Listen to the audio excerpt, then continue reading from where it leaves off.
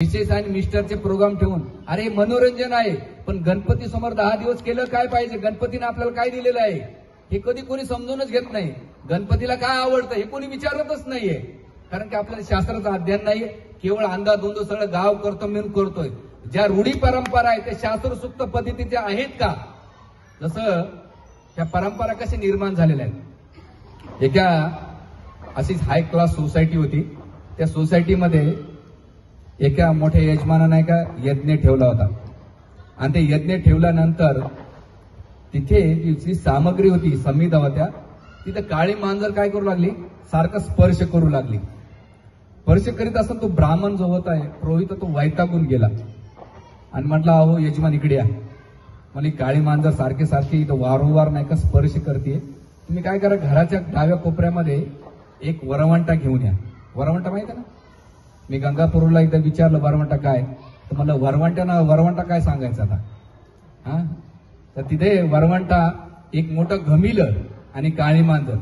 म्हणजे काय करायचं, दोघं यजमान पती पत्नी उठा, यजमानानं काळी मांजर घ्या, आणि जी पत्नी आहे धर्मपत्नी तिनं घमिले घ्या. म्हणजे अच्छा, घराच्या डाव्या कोपऱ्यात जा, त्या मांजराला ठेवा, काळी मांजर, त्याच्यावर घमिले ठेवा आणि त्याच्यावर वरवंटा ठेवा.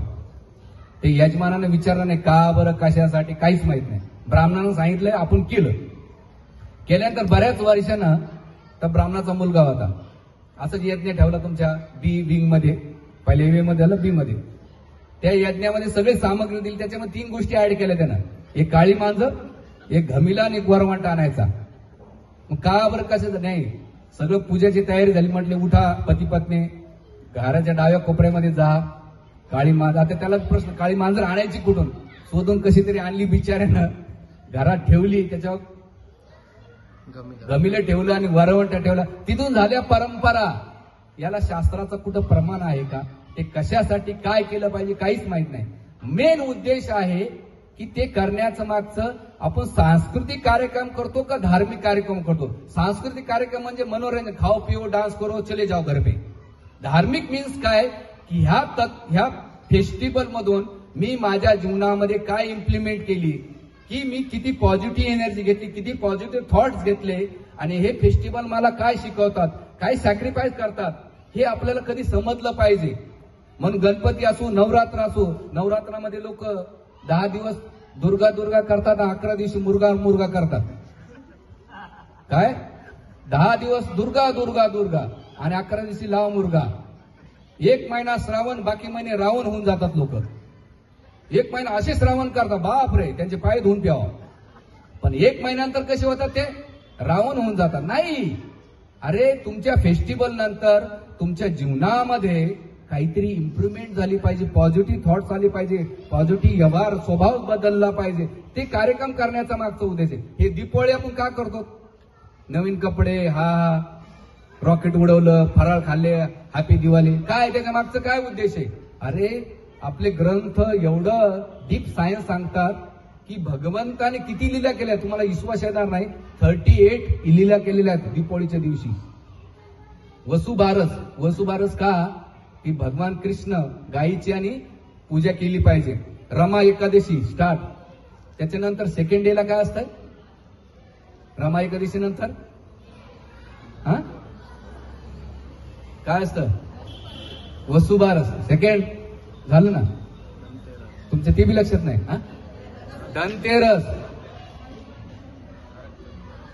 धनतेरस का बरं? धन यावं म्हणून का? धन्वंतरीचा प्रगट झालेला आहे आणि भगवंत समुद्र मंथांची लीला झालेली आहे. त्याने आयुर्वेद दिलेला आहे. आपलं निरोगी शरीर राहिलं पाहिजे. आपल्या जीवनामध्ये धन्वंतरी भगवंत काय उपदेश देत आहेत, आपल्या लाईफस्टाईल कशी असली पाहिजे ते धन्वंतरी देत आहेत. त्याच्यानंतर लक्ष्मीपूजन, नरक चतुर्थी का? नरकासुर नामक जो होता त्याने 16,001 कन्या होत्या, त्याचं अपहरण केलं होतं. भगवान कृष्णाने वध केला आणि त्या कन्यांना पत्नी म्हणून स्वीकारलं. त्याच्या मागे वाईट संघाचा दुष्परिणाम कसं? भगवान कृष्णाचा पुत्र होता तो भौमासूर, नरकासूर, पण वाईट संघामुळं त्याच्या लाईफमध्ये काय नुकसान झालं होतं ती स्टोरी आपल्याला ते शिकवते. म्हणून पहिल्या दिवशी आरोग्य कसं राहिलं पाहिजे याचं लेसन आहे. सेकंड डेला नरक चतुर्थी, वाईट संघापासून कसं राहिलं पाहिजे हे आपल्याला शिकवलं जात आहे. त्याच्यानंतर लक्ष्मीपूजन. का बरं? त्या समुद्रामधून लक्ष्मी निघालेली आहे, पण लक्ष्मी 2 वाहनावर येते. आपण म्हणतो खिडक्या दार उघडा. आता तिला जर टेन्शन आलं, कोणाच्या घरातून जायचं कोणाच्या खिडकीतून जायचं? या घरातून शिरली की त्या घरातून बाहेर, त्या घरातून शिरली, अरे ती चंचला आहे. जी पतिव्रता स्त्री असते ती पतीला सोडून राहत नाही, तसे लक्ष्मी नारायणाला सोडून कधीच राहत नाहीये. म्हणून ती 2 प्रकारे येते. जे वैष्णव असतात, भक्ती करतात, ती नारायणासोबत येते, आणि जे मटेरिस्टिक लाईफ मध्ये जीवन लक्ष्मीच्या मागे लागणार. आपली वृत्ती कशी रावणासारखी आहे, आपल्याला सीता पाहिजे, राम नकोय. म्हणून लक्ष्मी पूजन करताना दोघा लक्ष्मीनारायणाची वर्शिप केली पाहिजे. जिथे नारायण असेल तिथे लक्ष्मी राहते. पण कलियुगामध्ये लोक भामटे असे आहेत ना, कधी कधी मी दुकानामध्ये जातो ना, तिथे 3 लोकांचा ना का फोटो असतो. मी प्रश्न विचारला, का बरं? एक गणपती, सरस्वती आणि लक्ष्मी. मग त्याचा खूप अभ्यास केल्यानंतर जाणवलं की सरस्वती म्हणून विद्या घ्यायची, त्याच्यानंतर लक्ष्मीकडून पैसे घ्यायचे, आणि या दोघांमध्ये संकट येऊन म्हणून गणपती बाप्पाची वर्शिप करायची, म्हणून तिघाची वर्शिप केल्या जाते. अरे नाही बाबा, त्यांना वेगळं नाही करू शकत, तुम्ही वेगळं नाही ठेवू शकत. त्यांना त्यांच्या जोडीदारासोबत वर्शिप करायची असते. म्हणून लक्ष्मी पूजन याच्यासाठी शिकवलं जाते की धन संपत्ती ही नारायणासोबत वर्शिप केली तरच आपल्याला भेटते. त्याच्यानंतर कोणता फेस्टिवल आहे? बलिप्रतिपदा. बली महाराजाने आपल्याला बहिणीला, कोणा लक्ष्मीला नारायण प्रदान केलेले आणि हे त्याच्यामध्ये दिलेले. त्याच्यानंतर भाऊबीज, त्याच्यानंतर दामोदर लीला झाली, ही दामोदर लीला झालेली आहे, उखळबंधन लीला, अशा कितीतरी 48 मत्स्य अवतार, कुर्मा अवतार यांचं प्रागट्य झालेलं आहे. असे एवढे फेस्टिवल झालेले आहेत. आणि विशेष करून सगळ्यात महत्वाचा इम्पॉर्टंट फेस्टिवल जो असेल, भगवान रामचंद्र जेव्हा अयोध्यामध्ये आले, त्यांच्या प्रसन्नासाठी दीप प्रज्वलन केलं जात आहे. का बरं केलं जात आहे माहितीये? की भगवंता तुझ्या विना माझं जीवन अंधकारामध्ये होतं, पण जेव्हा तू आला तुझ्या प्रसन्नासाठी मी दीप लावतोय. आपण दीप लावतोय, पण ते दीप लावण्याचं मागचं कारण की खरंच माझ्या जीवनामध्ये रामचंद्र आले का, मी रामचंद्राला स्थान दिलं का. बाहेर रामनवमी सोपी करणं असते, कृष्ण जन्माष्टमी सोपी असते, पण माझ्या हृदयामध्ये कधी भगवान रामचंद्र आणि कृष्ण कधी प्रगट होतील का, याला म्हणतात खरी रामनवमी आणि खरी कृष्ण जन्माष्टमी. बाहेर प्रगट करणं सोपं असतंय, पाळणं हलवणं, सुंठ वडा खाणं, पंजिरी खाणं, झालो गोपाळ कृष्ण भगवान की जय. पण माझ्या हृदयामध्ये कधी मी त्यांना प्रगट करेन, याला म्हणतात रिअल फेस्टिवल, याला म्हणतात खरे उत्सव. म्हणून याच्यावर खूप बोलण्यासारखं आहे, पण मुद्दा असा आहे की आता मेन दामोदर लीला आहे. भगवान कृष्ण नटखट लीला आहेत भगवंताच्या. भगवंत आपल्या सुंदर सुंदर भक्तांसोबत आदान प्रदान करतायत. त्याच्यामध्ये एक भक्त होते यशोदामाई. 5 रसामध्ये सगळ्यात प्रमुख रस असेल तो वात्सल्य रस आहे भगवंताचा. आणि तो वात्सल्य रस कधी निर्माण होतो? जेव्हा भगवंताला तुम्ही आपलंसं म्हणतात, भगवंता तू माझा आणि मी तुझा आहे, तेव्हा भगवंत तुमच्याशी आदान प्रदान करतात. तुम्हाला गलीतला गणपती पावत नाही, पण लालबागचा गणपती पावतो. गलीतला मारुती पावत नाही, पण खुलताबादचा पावतो. गलीतले विठ्ठल रुक्माई पावत नाहीत, पण पंढरपूरचे पावतात. मनी नाही भाव देवा मला पाव. तुमची चेतना जोपर्यंत शुद्ध होत नाही, जागा बदलून काही होणार नाहीये. म्हणून तत्वज्ञानाच्या आधारावर आपण ते समजून उमजून कार्य केलं पाहिजे. त्यासाठी आपल्याला ते तत्वज्ञान कुठे मिळेल? ह्या वैदिक ग्रंथांमध्ये दिलेले आहे. उघडून तर बघा, त्याला समजून घ्या. असंच एक सुंदर फेस्टिवल हा दीपदान आहे. या दीपदानामध्ये असं म्हटलं जात आहे की तुम्ही दीप कोणाला अर्पण करण्यासाठी तुमचे हजारो पाप नष्ट होतात. आणि तुम्ही जेव्हा अर्पण करतात, अर्पण करण्याचा एकच उद्देश असला पाहिजे की भगवंता माझ्या हृदयामध्ये अंधकार आहे, अज्ञान आहे, काम क्रोध लोभ मद मात्सर्य आहे, ते कधी निघेल. पण तुझा जर कृपा भेटेल तेव्हा मला नाही का मला तुझ्याकडे पाहण्याची दृष्टी प्राप्त होईल. तर हे भगवान कृष्ण जेव्हा नटखट होते, एक दिवस सकाळी सकाळी दीपोळीचा दिवस होता, मेन पीक पिरियड दीपोळीचा होता. आणि त्यावेळेस यशोदामाई विचार करू लागली. काय विचार करू लागली? अरे हा कृष्ण रोज याच्या त्याच्या घरामध्ये चोऱ्या करतोय, कदाचित आपल्या घरी त्याला लोणी भेटत नसावं, म्हणून हा दुसऱ्याच्या घरामध्ये चोऱ्या करतो. तुम्हाला माहित आहे का नाही माहित आहे? भगवान कृष्णाच्या गायी किती होत्या माहिती आहे? किती आहेत कृष्णाच्या गायी? सचिन तेंडुलकरच्या धावा किती आहेत सांगा बरं? सगळ्यांना माहित आहे. 9 लाख गायी होत्या. त्या 9 लाख गायीमध्ये त्याच्या 9 लाख गायीचं दूध 10,000 गायीला पाजायचे आणि 10,000 गायीचं दूध 100 गायींना पाठवायचे. आपले 1,000 गायींना 1,000 गायीचं दूध 100 गायींना पाजायचे आणि 100 गायीचं दूध 10 गायीला आणि 10 गायीचं दूध एक पद्मागंधा नावाच्या गायीला दूध पाजायचे आणि त्या पद्मागंधा दूध गायीचं दूध भगवान कृष्णा ठेवायचे. भगवंत दूध चोरी का करत होते? भगवंत आत्माराम आहे, त्यांना गरज नाहीये, पण ती आपल्या भक्ताशी आदान प्रदान करण्यासाठी चोऱ्या करायची. जसं एक खिशातून दुसऱ्या खिशात टाकणं म्हणजे काय? भगवंतानं सगळं काही दिले. अहम सर्वचे प्रभो मत सर्व प्रवर्तते इति मत्वा भजनते माम बुधा भाव समित्व. भगवंत मला सर्व काही माझ्यापासून आले असे भगवंत. एक दिवस यशोदामाई सकाळी सकाळी मंथन करू लागली. मंथन करीत असताना तिच्या बांगड्या छुन्नुक छुन्नुक छुन्नुक असं वाजत होत्या. कानातले कुंडल आवाज करीत होत्या. मधुमालतीची फुलं गळत होती. कमरावर करदानी होती. पिवळ्या साडी तिने नेसलेली होती आणि अशा भाऊ मग्न तल्लीनतेमध्ये ती भगवान कृष्णाच्या गुणगान करीत होती. आणि गुणगान करीत असताना घरड घरड छुन्नुक छुन्नुक घरड घरड छुन्नुक छुन्नुक अशा तल्लीनतेमध्ये भगवंताचं गान करीत होती. आणि गान करीत असताना जी तल्लीनता प्राप्त केली होती तिने, त्यावेळेस भगवान कृष्ण ब्रह्ममुहूर्ता उठले. ब्रह्ममुहूर्त म्हणजे किती? सकाळचे 7:30-8 नाही बरं, ऑलमोस्ट सकाळी 4:30 नंतर ब्रह्ममुहूर्त होते. काही लोक ब्रह्ममुहूर्त झोपायला जातात. जसं आमच्या मंदिराच्या मागं पहिले आमचा आश्रम होता, ते बराबर 2:30, 3:30ला झोपायचं. आमचा उठायचा टाइम आणि त्याचा झोपायचा टाइम. म्हणजे आम्ही त्यावेळेस एकच स्लोगन, या निशा सर्व भूताना तस्म जागृत संयमती. म्हणजे जो बुद्धिमान व्यक्ती असतो तो जागा जातो आणि जो भूत पिशाच असतो तो जागत असतो. तो वेगळा विषय. तर कृष्ण उठले आणि उठल्यानंतर यशोदामाई तल्लीन होते, गुणगान करीत होते. त्यावेळेस कृष्ण आले आणि बघतात, डोळे आपले चोळत असताना बघतात यशोदामाई कुठे गेली. आणि त्या आवाजाच्या दिशेनं गेल्यानंतर पाहिले की यशोदामाई लोणी काढते, मंथन करते. मंथन करीत असताना भगवंत येतात आणि खांद्यावर हात ठेवतात. आचार्य वर्णन करतात की भगवंतानं खांद्यावर हात का ठेवला? म्हणजे अगे यशोदे, सगळ्या शास्त्राचा सार आहे. 6 वेदजानं, 40 शास्त्रकारांना, 18 पुराण, सगळ्या शास्त्राचा सार आहे मला प्राप्त करणं. आता तू मंथन कशासाठी करतीस? म्हणून थांब.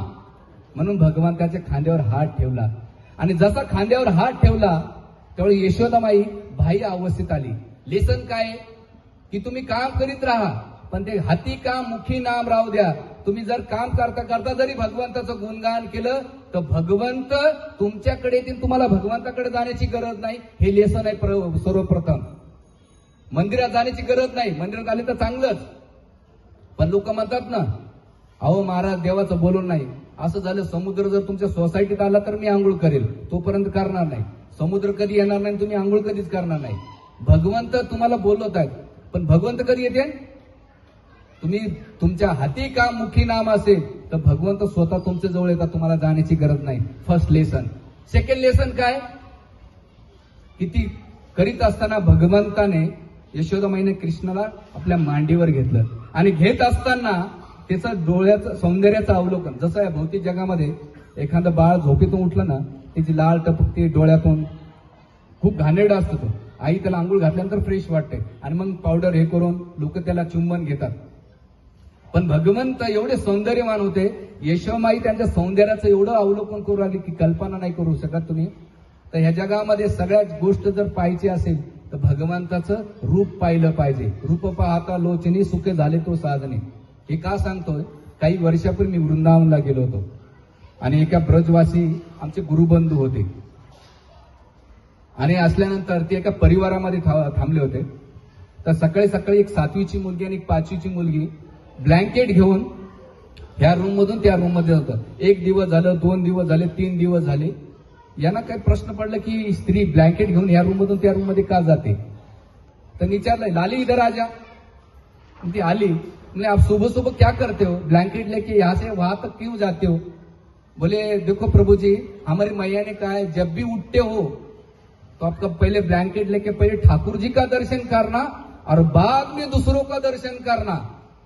तुम्हाला विश्वास येणार ना, आज एमटेक IIT झाल्या त्या मुली आज बी ते रूल्स फॉलो करतात. आपलं काय असतंय, सकाळी उठल्यानंतर कोणाचा कचरा आला मोबाईलमध्ये, अरे भगवंताचं. लोक म्हणतात याचं तोंड पाहून खराब झालं. अरे नाही भाऊ, आपल्या जीवनाची सुरुवात आपल्या चेहऱ्यापासून होते.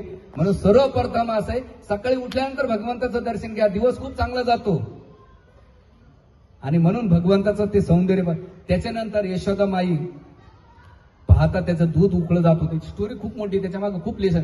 आपले ग्रंथ एवढे प्रॅक्टिकली आहेत, एवढे आजच्या डे टू लाईफ मध्ये आपल्याला खूप इम्पॉर्टंट आहे. त्याचा वेगळा सेमिनार होऊ शकेल. हे काही मायथॉलॉजी नाहीये किंवा काल्पनिक नाही, हे आजच्या दैनिक जीवनामध्ये त्याला लिंक करता येते.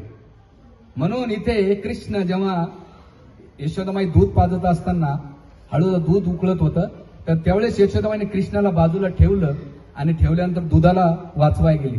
त्यावेळेस कृष्णाला राग आला. रागाने भराच्या मध्ये कृष्णाने सगळे मटके फोडून टाकले. आणि जसे मटके फोडून टाकले त्यावेळेस यशोदामाई पाहते, अरे कृष्ण किती. पहिल्यांदा हसू आलं तिला. हसू आल्यानंतर ती विचंबित झाली आणि म्हटले, ह्या नटखट याला दंड दिला पाहिजे. आणि कृष्ण दूध दही लोण्याच्या याच्यातून चालत गेले. का बरे गेले, तर भगवंत म्हणतात, जो मला सोडून मला बाजूला ठेवून भौतिक लाईफ मध्ये जातो ना, त्याच्या डबल मी त्याचं नुकसान करतो. सेकंड लेसन आहे आपल्या जीवनामध्ये, भगवत भक्ती सोडून जर मटेरियल लाईफ मध्ये जर जाताना तर एक दिवस सगळं सोडावं लागेल. जसं झिरोला काहीच किंमत नाहीये, 1 झिरो 2 झिरो 3 झिरो 4 झिरो, पण त्या झिरो समोर एक आला त्याची प्राइस वाढत आहे. 10, 100, 1000, 10,000, 1,00,000. त्याच प्रकारे आपल्याकडे गाडी, बंगला, बँक बॅलन्स, पोस्ट पोझिशन सगळे झिरो पर्यंत. तुमच्या जीवनामध्ये भगवंताला ऍड करा, तुमच्या लाईफची किंमत वाढेल. आणि जर भगवंताला जर तुम्ही काढून टाकलं ना, आपलं लाईफ 0-0 राहते. म्हणून ध्यानात ठेवा, मृत्यूच्या वेळेस माझ्यासोबत काय येणार आहे. एक प्रश्न नेहमी विचारायचा, माझं कोण आणि मी कोणाचा. माझं कोण, तुम्ही म्हणता हा माझा आहे, तर मी गेल्यानंतर तो येईल का. मी त्याचा आहे, तो गेल्यानंतर मी त्याच्यासोबत जाईल का. अरे आपले सगळे संबंध आर्टिफिशियल आहेत. आपले प्रेम संबंध कशावर, वस्तू चांगल्या दिल्या घेतल्या ना, प्रेम खूप चांगलं. आणि प्रेम वस्तू कमी जास्त झाल्या की प्रेम नष्ट होऊन जातं. म्हणजे आर्टिफिशियली भामट्याचं संबंध आहे सगळा.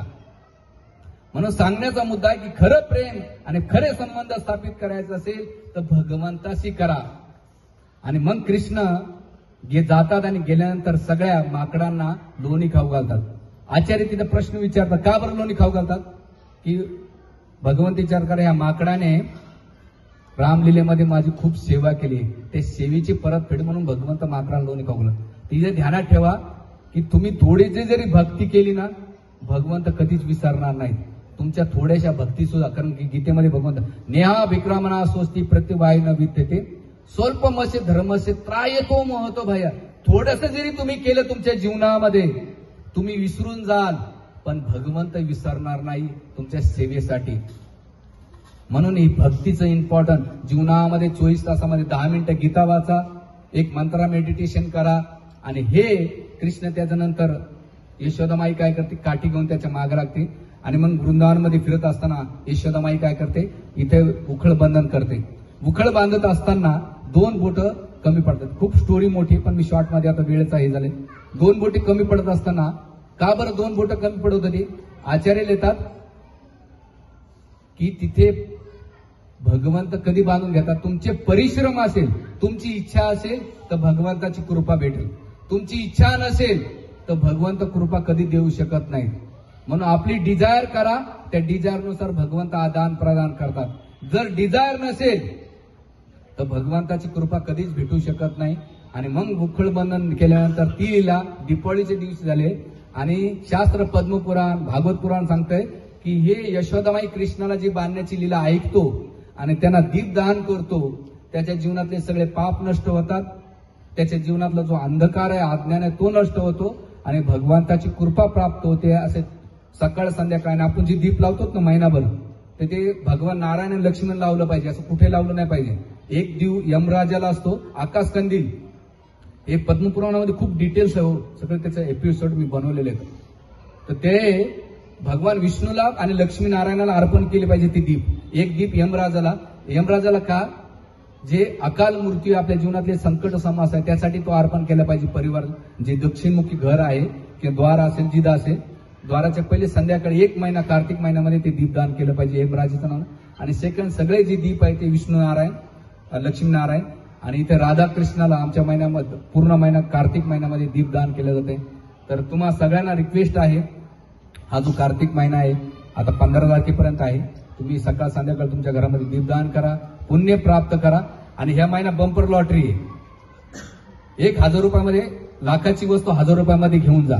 आपण किती उमडून पडतो दीपावलीमध्ये, तसं भगवंतामध्ये एक दीपदान करा, तुमचे पाप नष्ट होते, पुण्य घेऊन जा. पण त्याच्यामध्ये करत असताना भावना महत्वाची, वरची हे नाही, आर्टिफिशियल नसतं. भगवंता खरंच तुझी कृपा पाहिजे, दया पाहिजे, ह्या भावनेने तुम्ही जेव्हा करतात ना तर निश्चित तुम्हाला सांगतो त्याचं फळ भेटते. तर तुमचं खूप खूप धन्यवाद.